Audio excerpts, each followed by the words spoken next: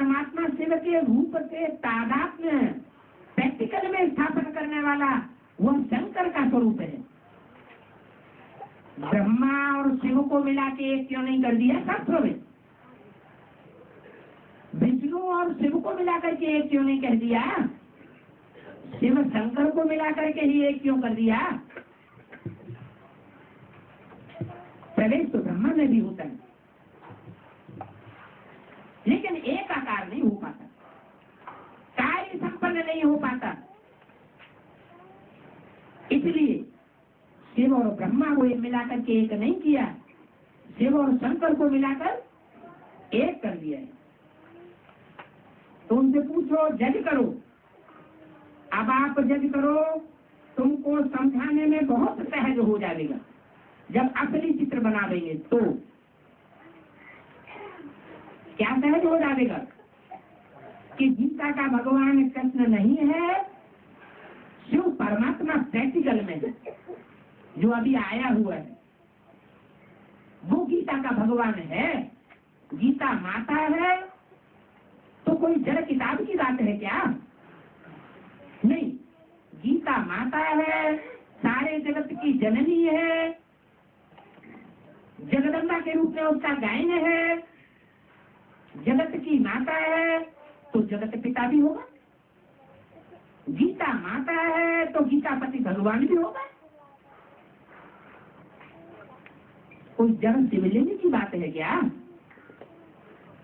तुमको मालूम है गीता का ज्ञान अभी फिर से बात दे रही। फिर से माना, फिर से का अर्थ माना दोबारा। क्या कहा? गीता का ज्ञान फिर से बाप दे रहे हैं। वो तो फिर से का अर्थ क्या लगाए देते? 5000 वर्ष पहले दिया था और अभी फिर से दे रहे हैं। अरे वो तो हर 5000 वर्ष बाद देते रहते हैं, उसको फिर से थोड़े कहेंगे। फिर से कब कहेंगे? जब इसी संगम युगी जन्म में पहले भी दिया हो और अब भी दे रहे हैं। पहले भी ज्ञान का बीज बोया था मुकर्रर रथ के द्वारा, और अभी भी जो ही मुकर्रर रथ निमित्त बना है, जो संसार में नग्न मूर्ति के रूप में जिसकी पूजा होती है। तो गीता में है कि गीता का ज्ञान फिर से सुनाना पड़ेगा। क्या? गीता का ज्ञान फिर से सुनाना पड़े। एक बार के सुनाने से काम नहीं होता। एक बार सुनाते हैं तो सुन लेते हैं, सुनाने वाले ने सुनाया, सुनने वालों ने सुना, समझा नहीं। तब फिर बाप को दूसरा रूप पिक्चर का धारण करना पड़ता है, माता का रूप छोड़ना पड़ता है। माता के रूप में छोटे छोटे बच्चे ज्ञान की उस गहराई को नहीं समझ सकते। छोटे बच्चे बेसिक नॉलेज में बेसिक की पढ़ाई तो पढ़ लेते हैं। वही रहीमदास, कबीरदास, तुलसीदास, सूरदास के जब दोहे और कवित्व बीए में पढ़ाए जाते हैं, जो प्राइमरी स्कूल में भी पढ़ाए जाते हैं, लेकिन उनकी गुह्यता को बेसिक के बच्चे समझते नहीं है। वो बच्चे बड़े होकर जब ऊंची पढ़ाई पढ़ते हैं, एडवांस पढ़ाई पढ़ते हैं, तो सारे रहस्य को जान लेते हैं। तो बोला गीता का ज्ञान फिर से सुनाना पड़े। एक बार सुनाने से काम नहीं होगा, ये कंपल्सन है। गीता तो तुमने नहीं बनाई। क्या? गीता माता है तो गीता माता को कौन बनाता है? जो गीतापति भगवान है वही तो गीता माता को बनाता है। तुमने थोड़े ही बनाया है। बनाने वाले तो उस झूठी गीता को बनाने वाले, पुस्तकीय गीता को बनाने वाले तो मनुष्य है, परंतु वो बनाने के बावजूद भी अर्थ को नहीं समझते, नहीं जानते। कहते हैं गीता के भगवान ने ज्ञान घोड़े गाड़ी में बैठ करके दिया। उन्होंने स्थूल घोड़े गाड़ी समझ ली। अरे शास्त्रों में लिख भी दिया है, शरीरम रथम विद्धि इंद्रियाणि हयान्याहु। लिख तो दिया है सब कुछ, लेकिन ताल में नहीं बैठा है पाए कोई। शरीर को रथ समझ, इंद्रियों को घोड़ा समझ। तो शरीर जब रथ हुआ तो अर्जुन के रथ में कोई स्थूल रथ में आया होगा क्या? जरूर।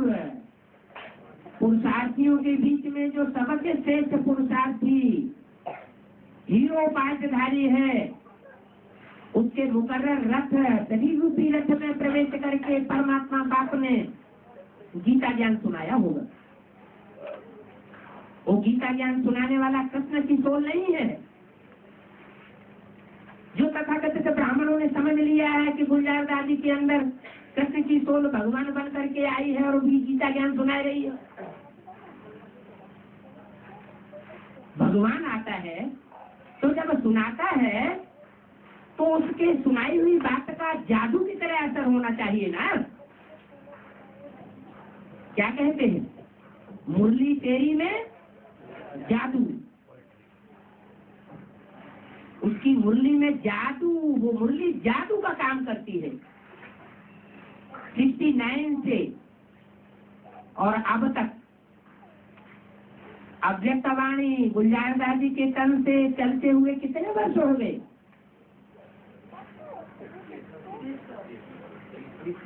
30-31 वर्ष हुए। ब्राह्मणों की धारणाएं नीचे गिरी हैं, ब्राह्मणों का संगठन टूटा है, प्योरिटी से यूनिटी गिरी है या चढ़ी है? इससे क्या साबित हुआ? भगवान की मुरली अगर गुलजार दादी में चल रही है तो जादू की गति से परिवर्तन हुआ या पतन हुआ?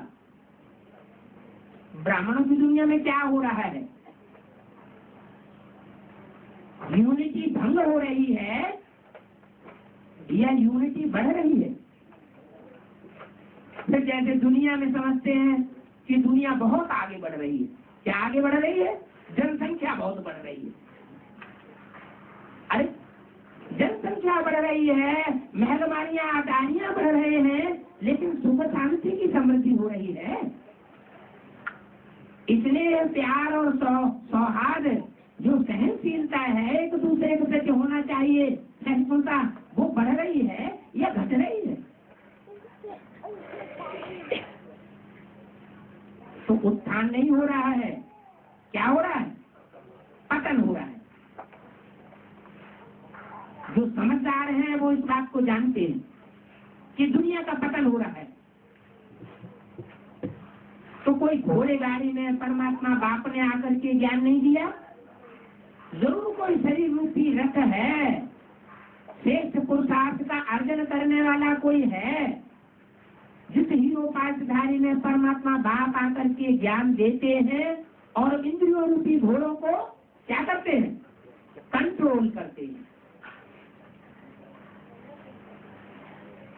मन की बुद्धि की लगाम अपने बुद्ध रूपी हाथ में लेते हैं। इस बात को दिखाने के लिए कवि ने रूपक बनाया है। ऐसा चित्रण चित्रकारों ने किया है। जिन चित्रकारों ने, जिन कवियों ने वो चित्रण किया, वो कविता बनाई, वो चित्रकार और कवि तो रहे नहीं।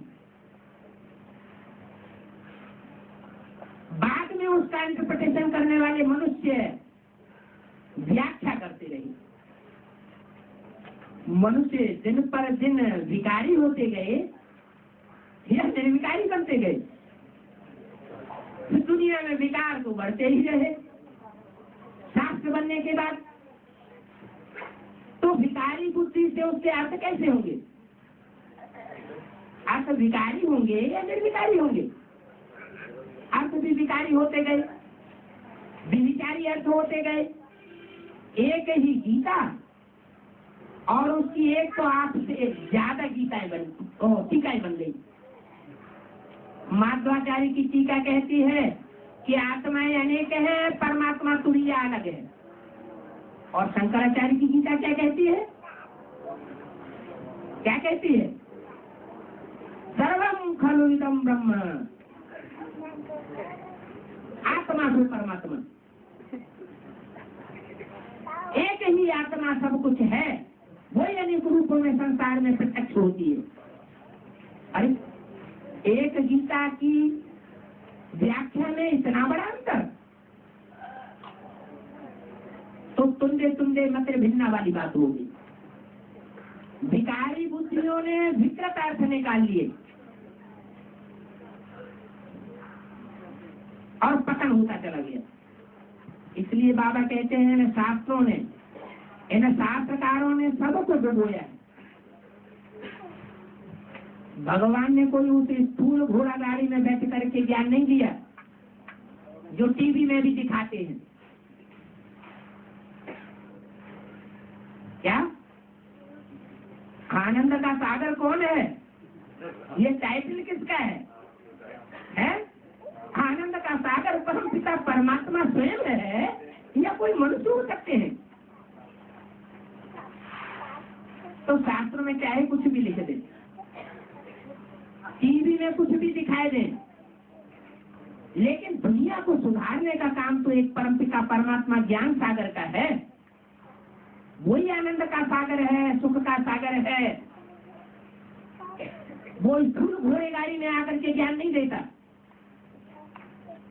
वो शरीर रूपी रथ में प्रवेश करता है। मुकर्रर रथ के द्वारा प्रत्यक्ष होता है संसार में। कृष्ण के लिए कोई घोड़े गाड़ी थोड़े ही आएगी क्या? सतयुग में जो कृष्ण पैदा होगा उसके लिए कोई घोड़े गाड़ी आएगी क्या? तो वहां तो घोड़े गाड़ी आदि की बात ही नहीं है। हाँ, वो प्रिंस है सतयुग का, नई सृष्टि का प्रिंस है। वहां तो ऑटोमेटिक ऐसे पक्षी होंगे, प्रवीण पक्षी होंगे उड़ने में, आंख के इशारे से अपनी दिशा चेंज करेंगे, उड़ेंगे, बैठेंगे, उतरेंगे, चढ़ेंगे। प्रकृति ही सारा कार्य मुहैया करेगी। तुम बच्चों को कुछ भी करने की दरकार, कारखाना बनाने की दरकार, चलाने की दरकार नहीं रहेगी। तो वो कृष्ण कोई घोड़े गाड़ी में थोड़े ही आएगा। कृष्ण के लिए कोई घोड़े गाड़ी आदि थोड़े ही आएगी सतयुग में। अगर कृष्ण होता तो फट से उनके लिए 2 लाख की गाड़ी ले आते। क्या कृष्ण जैसी आत्मा अगर इस संसार में प्रत्यक्ष हो जाए तो कोई फूल गाड़ी बनाना तो कोई बड़ी बात नहीं। बड़े बड़े धनवान इस ज्ञान में आ जावे। यहाँ तो देखो, अपनी जो शरीर रूपी मोटर है वो भी अपनी नहीं है। क्या बात, इस समय की बात कही। जिस समय ये मुरली दादा लेखराज ब्रह्मा के तन से चल रही थी, उसके लिए बोला कि ये भी अपनी मोटर नहीं है, क्योंकि इस आत्मा ने अपना देहाभिमान तोड़ा ही नहीं, सूक्ष्म शरीर फिर भी रह गया। इसलिए ये मेरा शरीर नहीं है। मेरा शरीर कब हो? जब तन का भान खला, इस दुनिया के विनाशी धन का भान खला, और जो सगे संबंधी जन हैं उनका भी अहंकार खलास हो जाए। संपर्की और संबंधी हैं उनका भी अहंकार खलास हो जाए। ये तन तन न रहे, संबंधी संबंधी न रहे, हर प्रकार से आत्मा निराकारी स्टेज को धारण करने वाली बन जाए। ये शरीर तो लोन लिया हुआ है, ये मेरा तन नहीं है। कौन सा? आता ही हूँ पतित शरीर में। क्या? तो कृष्ण के तन को नहीं पतित कहेंगे। सीढ़ी का चित्र बनाया है तो उसमें कलयुग के अंत में जो पतन की स्टेज दिखाई है उसमें कृष्ण की सोल ब्रह्मा को खड़ा हुआ दिखाया है या पड़ा हुआ दिखाया है? पड़ा हुआ दिखाया है। खड़ा हुआ दिखाया है। पुराने 30x40 इंच के चित्र में देखो, वो फिर भी खड़ा हुआ है। और सत्युग के आदि में क्या दिखाया है? सत्युग के आदि में क्या दिखाया है? पहले जन्म में प्रिंस के रूप में खड़ा हुआ है। और सत्युग के बाहर जो संगयुगी कृष्ण है वो तो राम की सोल है। उस राम की सोल का अपना शरीर है। हर कृष्ण की सोल भी उसमें प्रवेश करके पढ़ाई पढ़ती है, लेकिन उसका अपना शरीर नहीं है। जिसका शरीर है उस तन में ही परमात्मा बाप प्रवेश होते हैं। वो सबसे पतित तन कहा जाता है।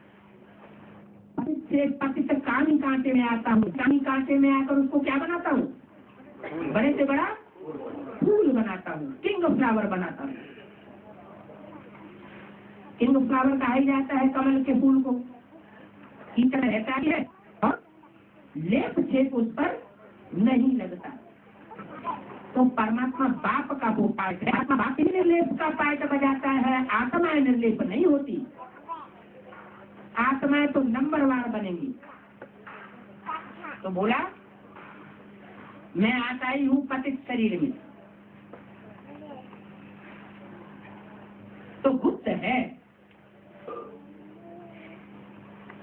कभी तो बाकी नहीं है। कृष्ण जैसे सजे सजाए रूप में आ जाए तो सारे संसार में प्रत्यक्षता होने में देर न लगी। फिर तुम भक्ति मार्ग में मेरा कितना मान रखते हो? सोमनाथ का मंदिर बनाते हो तो कोई एक मंदिर थोड़ा ही होगा, अनेक मंदिर होंगे। फिर उन्होंने एक मंदिर को नहीं लूटा, कितने मंदिरों को लूटा होगा? अनेकों मंदिरों को लूटा होगा। तो सारी बेहद की हिस्ट्री जाग्राफी को तुम जान गए हो क्या?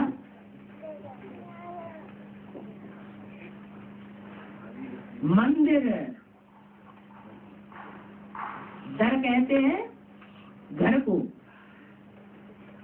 और मन को बना। मन रूपी जो मूर्ति है उसका दर, मन है ब्रह्मा, बुद्धि है शंकर और विष्णु। तो भक्ति मार्ग में जो मंदिर बनाया उस मंदिर को तोड़ने वालों ने तो उसको तोड़ा, एक मंदिर को नहीं तोड़ा, अनेक मंदिरों को तोड़ा है, पवित्रता को भंग किया है। पाठ चल रहा है। मुसलमानों का पाठ बजाने वाले ब्राह्मणों की दुनिया, बाहर की दुनिया में नहीं है। ऐसे नहीं आधार मूर्तों की दुनिया में ही है। ब्राह्मणों की एडवांस पार्टी की दुनिया में है, जो उन मंदिरों को, भगवान के मंदिरों को तोड़ रहे हैं, उनकी पवित्रता को भंग कर रहे हैं। इसलिए भारतीय परंपरा में ये चलन प्रसिद्ध रही है कि विदेशियों के पांव मंदिर में नहीं पड़ने चाहिए। शूद्र हैं, उनके पांव भी मंदिर में नहीं पड़ने चाहिए। अब वो बात तो है नहीं, यहाँ की है कि पांडवों का खिलाफ बन जाएगा जिसमें एक भी असुर प्रवेश नहीं कर सकेगा। अभी तो घुस के बैठ जाते हैं, कहते हैं कि बेटे इनको पता चलता है कि नहीं चलता है कि हम भिखारी में जाते हैं कि नहीं जाते हैं, देखते इनको पता कैसे चलता है। तो बाप कहते हैं हमको तो दरकार ही नहीं ये जानने की, क्या कि तुम विचार में जाते हो या नहीं जाते हो। जब टाइम आएगा तो स्वतः ही सब कुछ प्रत्यक्ष हो जाएगा। इसलिए मुरली में बोला है इस ब्राह्मणों की दुनिया में किसी की कोई भी बात छिपी हुई नहीं रहेगी। कोई कितना भी छिपाने की कोशिश करे छिप नहीं सकता। बाप की नजरों से तो बच ही नहीं सकता। मधुबन को शीश महल कहा जाता, शीशे का महल। जिस शीशे के महल में सबके अपने अपने चेहरे प्रत्यक्ष होते हैं और एक दूसरे के सामने भी प्रत्यक्ष हो जाते हैं। और उस शीश महल का सबसे बड़ा शीशा कौन है? बाप है सबसे बड़ा आरती, ज्ञान का दर्पण। उसके सामने तो छिपने की बात ही नहीं। तो सारी हिस्ट्री और बेहद की जागृति को अब तुम बच्चे जान गए हो। बाप को कहते हैं नॉलेजफुल। ऐसा ज्ञान दर्पण है, वो बड़े से बड़ा ज्ञान दर्पण है, नाम कहा जाता है। तो यहाँ ज्ञान भी दिया जाता है। क्या ये ज्ञान दर्पण यहाँ हर एक को दिया जाता है। पढ़ाई भी पढ़ाई जाती है। और असल ज्ञान है मन मना भव। क्या 3 शब्दों से मिलकर के ये शब्द बनता है। मत मना भव। मत मना मेरे, मना मना मन में, भव मना समाज। मेरे मन में समाजा का मतलब ही हुआ मेरे मन के संकल्पों में समाजा। तेरा एक भी संकल्प मात्र मेरे संकल्प के खिलाफ न चले, ऐसा समाजा। वाचा से विकर्म करना, विपरीत कर्म करना, और कर्मेंद्रियों से जो बाप चाहता है उसके खिलाफ कर्म करना, वो तो बहुत बड़ी बात हो गई। क्या कहा, क्या बनना है? मन मना भव। मन के संकल्प मानो भी मेरे अंदर आए। संकल्प कोई विशेष रहस्य होगा ना। बाप कोई चरिया हरिया थोड़ा ही है जो एक बार एक शब्द फालतू में जोड़ देगा। और कोई एक बार जोड़ने की बात नहीं है। मुरलियों में कई बार ऐसा वाक्य आया है जहाँ कल्प कल्प कल्प 3 बार दोहराया है। तो उसका विशेष अर्थ क्या है कि हर युग में 4 अवस्थाएं समाई हुई हैं। 4 अवस्थाएं सतो प्रधान, सतो सामान्य, रजो और तमो। ब्राह्मण बच्चे इन 4 अवस्थाओं से पसार होते हैं शूटिंग पीरियड में। संगम युग में 4 युगों की जो रिहर्सल होती है उसमें ब्राह्मण बच्चे 4 अवस्थाओं से पसार होते हैं। और हर युग की शूटिंग के अंत में परमात्मा का प्रत्यक्ष होता है।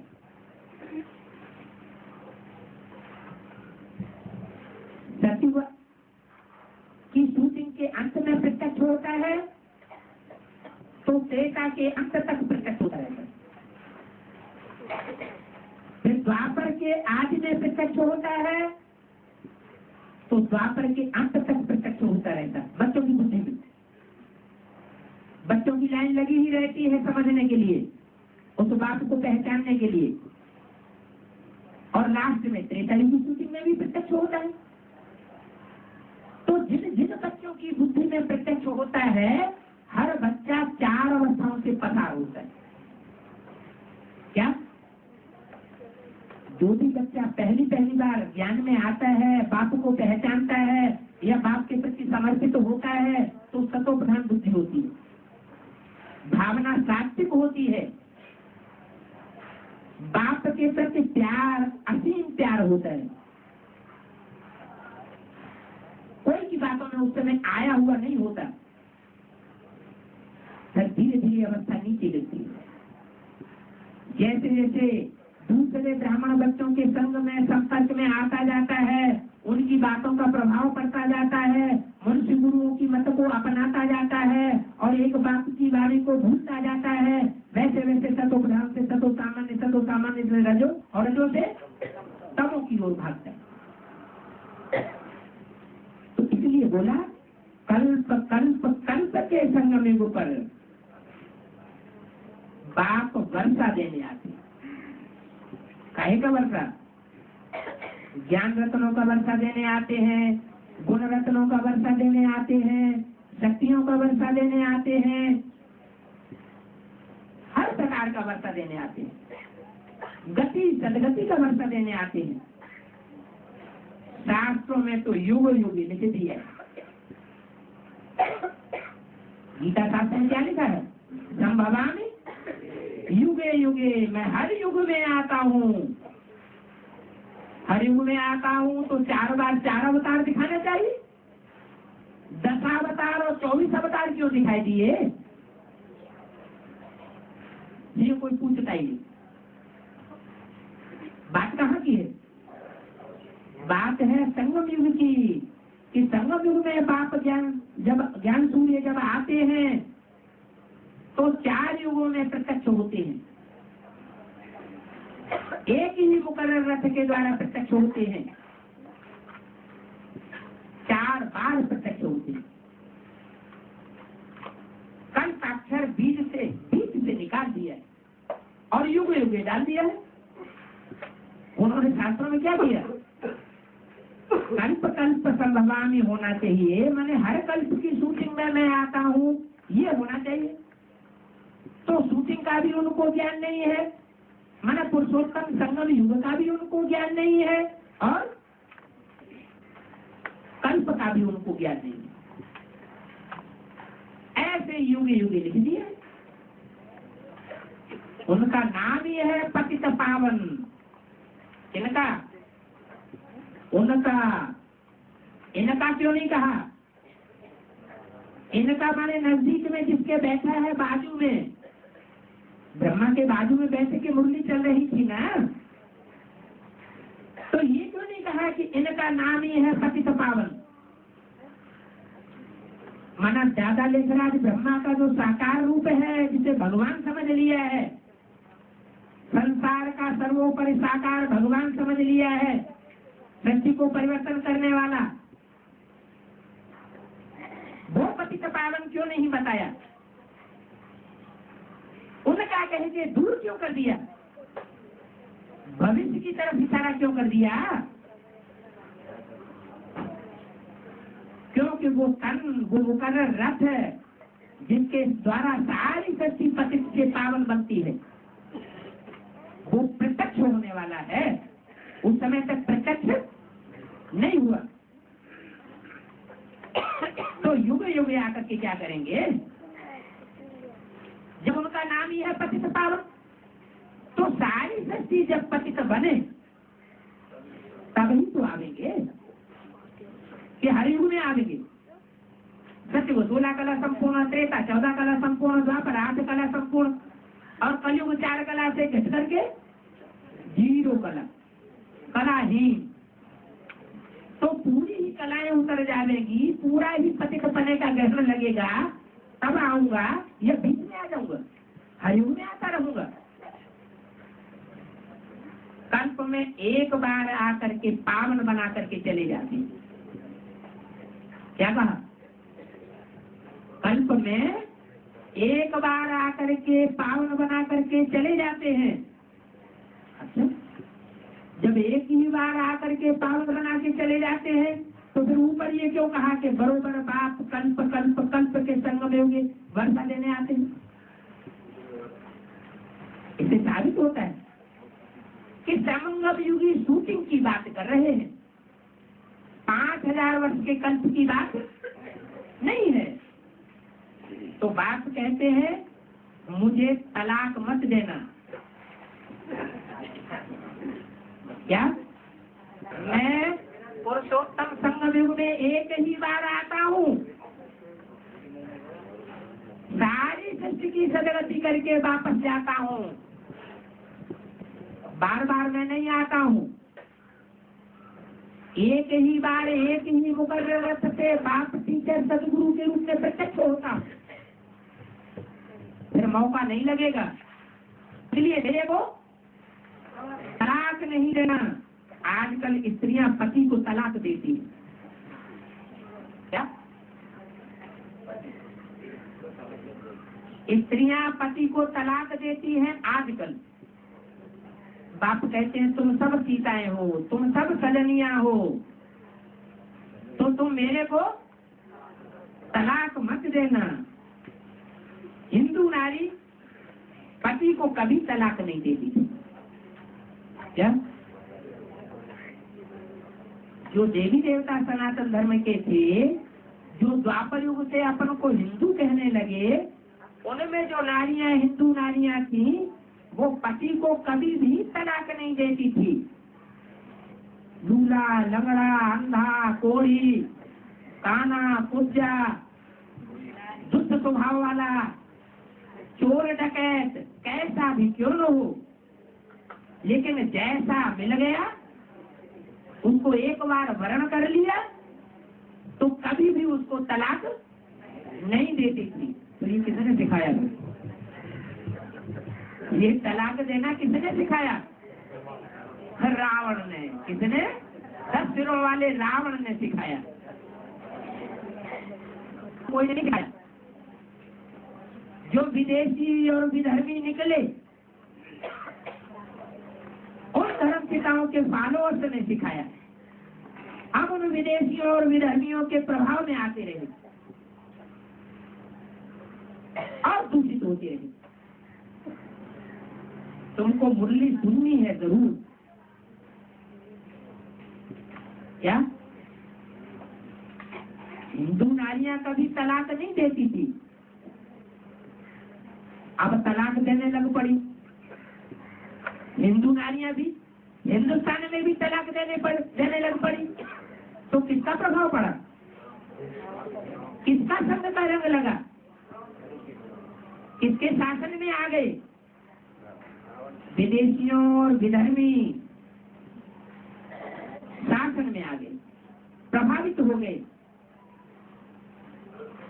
तो प्रभावित न हो इसके लिए क्या करना है? मुरली रोज जरूर सुननी है। क्या कहा? क्या जो क्लास नहीं करते हैं, मुरली नहीं पढ़ते हैं, तो उनका फिर ये हाल होता है।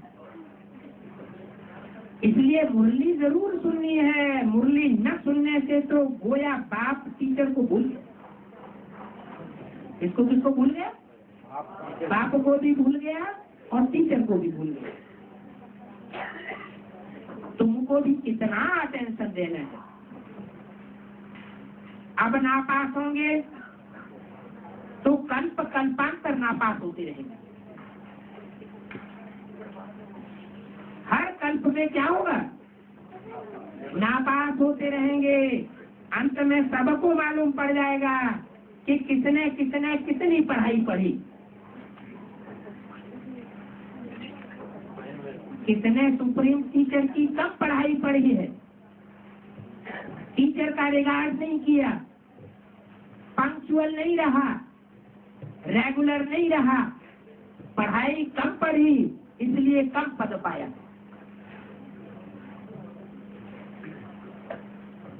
सबको मालूम पड़ जाता है। सब कहते हैं कि शांति चाहिए,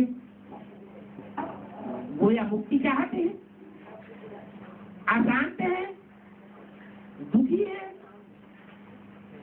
कहते हैं कि दुख में सुमिरन सब करे। जब सब 500-700 करोड़ मनुष्य आत्मा सब दुखी हो जाते हैं तो सब सुमिरन स्मरण करते हैं। किसका? एक बाप का। तो आधा कल्प सुख और आधा कल्प दुख है। ये भारत पर ही है। दूसरे धर्म वाले तो बाद में आते हैं, तो पूरा खेल तो खेलते ही नहीं। तो वो तो जैसे बाई प्लाट हो गए, क्या वो बाई प्लाट धर्म है, उनका खेल ही बाई प्लाट का है। बीच में खेल शुरू होता है और बीच में लोप हो जाता है। तुम हो हीरो पाठधारी, हीरो पाठधारी के फॉलोअर हो, इसलिए पूरा 84 जन्मों का पाठ तुम बजाते हो। ये सुख दुख का खेल भारत पर, भारतवासियों पर है। तुम कहेंगे हम ही देवता थे, हम ही क्षत्रिय बने, हम नहीं, तो अब विदेशियों के प्रभाव में आकर शुद्ध बन गए। तो हम सो का होता है, क्या कर देते हैं हम सो का अर्थ? हम सो का अर्थ क्या कर देते हैं? सो अहम का अर्थ क्या करते हैं? सो अहम का अर्थ कर देते हैं शिवो अहम। हम आत्मा वही है जो परमात्मा है, माने हम भी आत्मा परमात्मा का रूप है, वो ये अर्थ कर देते हैं। बाकी क्या कराते हैं? सो अहम माने हम वो हैं, कौन? जो सतयुग आदि में देवता थे, वही देवता हम अब नर बन चुके हैं, भिखारी मनुष्य बन चुके हैं। अब नर को नारायण बनाने के लिए बाप फिर से आया हुआ है। तो बाप कहते हैं मन मना भव मध्यादि भव। क्या अगर नर से नारायण बनना है इसी जन्म में, नर से अगला जन्म लेकर फिर से नहीं बनना है, तो क्या करना पड़े? दो बातें करनी पड़े, मन मना भव और मध्यादि भव। तो को मात्र होगी मेरे में समाधि, और क्या? लेकिन फिर प्रैक्टिकल में जो भी कर्म करे वो किसके लिए करे? जो कर्म मेरे को पसंद न हो वो न करे। खुद धारण करके और वो धारण कराए तो अहो सौभाग्य। ये दो महामंत्र हैं, कौन कौन से? मनमना भव और मध्यादि भव। इन दो महामंत्रों को खुद भी पूरा धारण करें और दूसरों को भी पूरा धारण कराए सकें तो अहो सौभाग्य। याद से ही विकर्म विनाश होंगे। कहाँ गंगा में स्नान करना और कहाँ एक की याद में रह करके पावन रहना, कितना फर्क हो गया। क्या कहा?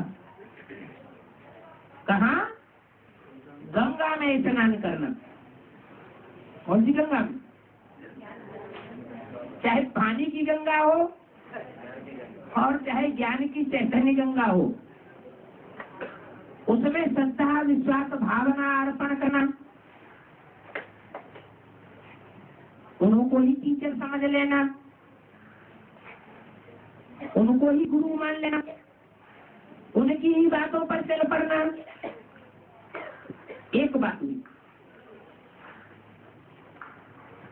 और उस सुप्रीम सोल जो शिव शक्ति पर आया हुआ है मुकर्रर रथ में, उसको बाप टीचर सदगुरु मानना, उसकी एक की याद में रहना, इन दोनों बातों में बहुत फर्क है।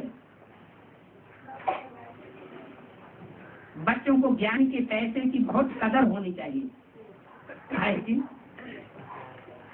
ज्ञान के पैसों की बहुत कदर होनी चाहिए, लेकिन क्या कहते हैं?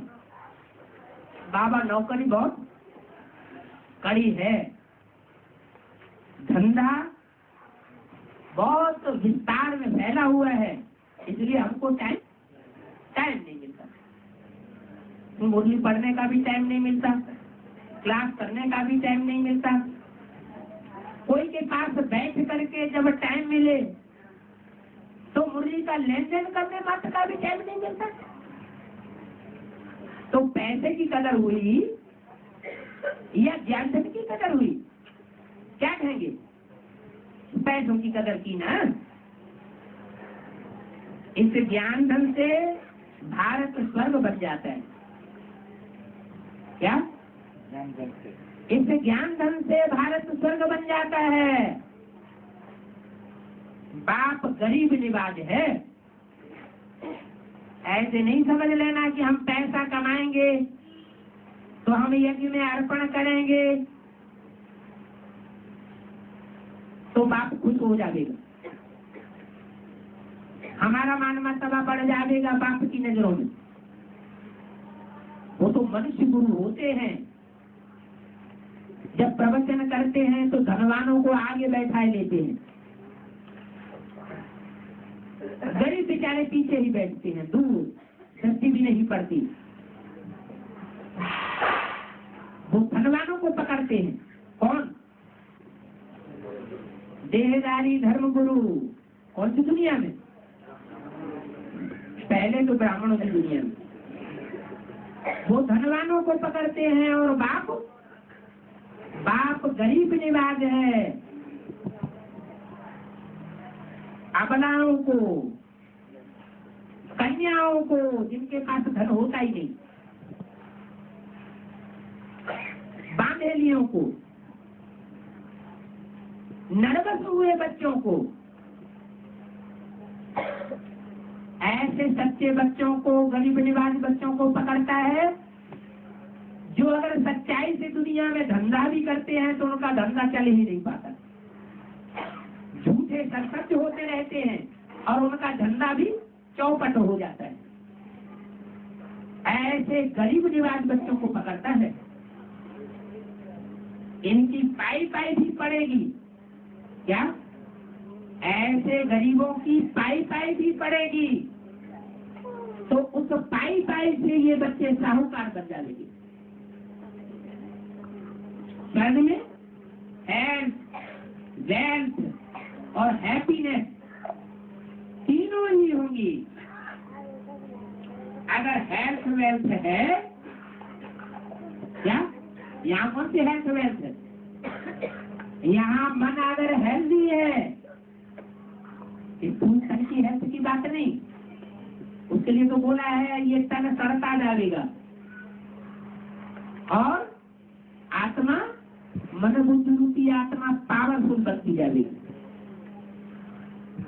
तो इस स्थूल शरीर की हेल्थ की बात नहीं कही। क्या कहा? अगर हेल्थ वेल्थ है, मन स्वस्थ है, बुद्धि स्वस्थ है, हेल्दी है, वेल्दी है, तो हैप्पीनेस भी जरूर रहेगी। है भी नहीं? कोई करोड़पति है इस दुनिया में, इस फूल धन का, और शरीर से एकदम पहलवान स्वस्थ है, तो वो दुखी नहीं हो सकता? ऐसी कोई गारंटी है? ऐसी कोई गारंटी नहीं है। सब दुखी हो रहे हैं। अगर हेल्थ हो, वेल्थ न हो, तो हैप्पीनेस तो हो ही नहीं सकती। सचिव में हेल्थ वेल्थ है तो सदैव हैप्पी रहते हैं, वहां रोना कब नहीं होता। क्या कहा? यहाँ भी अगर किसी को रोना होता है, ब्राह्मणों की संगत में भी दुनिया में, तो उससे क्या साबित होता है? बांधेली माताएं बहुत रोती है। रोने का कारण क्या है? क्या चीज नहीं है तीनों में से उनके पास? है हैप्पीनेस नहीं है तो क्यों नहीं है? वेल्थ नहीं है, ज्ञान की वो गहराई नहीं है, इसलिए रोती है। अगर भरपूर वेल्थ हो तो रोने का सवाल ही नहीं। तो वहां सत्युग में रोना कब होता ही नहीं। संग भी स्वर्ग में भी कब रोए नहीं सकते। तो अब भी तुम बच्चों को यहाँ रोना नहीं है, इसलिए बाप कहते हैं रोने वाले बच्चों को बाप पसंद नहीं करते। क्या किनको पसंद करते हैं? ज्ञानी तू आत्मा मुझे विशेष प्रिय है, ज्ञानी तू आत्मा मुझे विशेष प्रिय है, हर्षित मुख रहने वाली आत्मा मुझे विशेष प्रिय है, कभी न रोने वाली आत्मा मुझे विशेष प्रिय है। एक ही बात है या अलग अलग बात है? एक ही बात है या अलग अलग बातें हैं? एक ही बात है। जो ज्ञानी आत्मा होगी वो हर स्थिति में अपने को सेट कर लेगी ज्ञान की पराकाष्ठा के आधार पर। तो तुमको भी यहाँ रोना नहीं है, परंतु माया की तूफान बच्चों को मुरझाए देते हैं। क्या सारा ज्ञान ही उड़ाए देते हैं। हेल्थ मिलती है हॉस्पिटल से, क्या हेल्थ काहे से मिलती है? हॉस्पिटल से। तो माउंट आबू में क्या खोल देना चाहिए? ग्लोबल हॉस्पिटल खोल देना चाहिए। अरे यहाँ जिस्मानी हॉस्पिटल की बात है या रूहानी हॉस्पिटल की बात है? जिस्मानी हॉस्पिटल तो दुनिया में कितने खुलते रहे, जो भी धर्म वाले आए सबने वो जिस्मानी हॉस्पिटल खुलवाए। उनसे दुनिया में रोग बढ़े हैं कि घटे हैं? मर्ज बढ़ता गया जो जो दवा की, तो फायदा क्या हुआ? बाप तो आकर के ऐसा रूहानी हॉस्पिटल खोलते हैं, एक ही बार ऐसा रूहानी हॉस्पिटल खोलते हैं जिससे 21 जन्म के लिए हम निरोगी बन जाएंगे। तो हॉस्पिटल से वेल्थ मिलती है, तो हॉस्पिटल से हेल्थ मिलती है, और वेल्थ मिलती है पढ़ाई से। हमारी यूनिवर्सिटी कैसी है? रूहानी हॉस्पिटल का यूनिवर्सिटी है। क्या है इसका नाम? रूहानी हॉस्पिटल का यूनिवर्सिटी है। सिर्फ यूनिवर्सिटी नहीं है, क्या है? रूहानी हॉस्पिटल भी है। तो देखो मेरे बच्चे कितने गरीब हैं।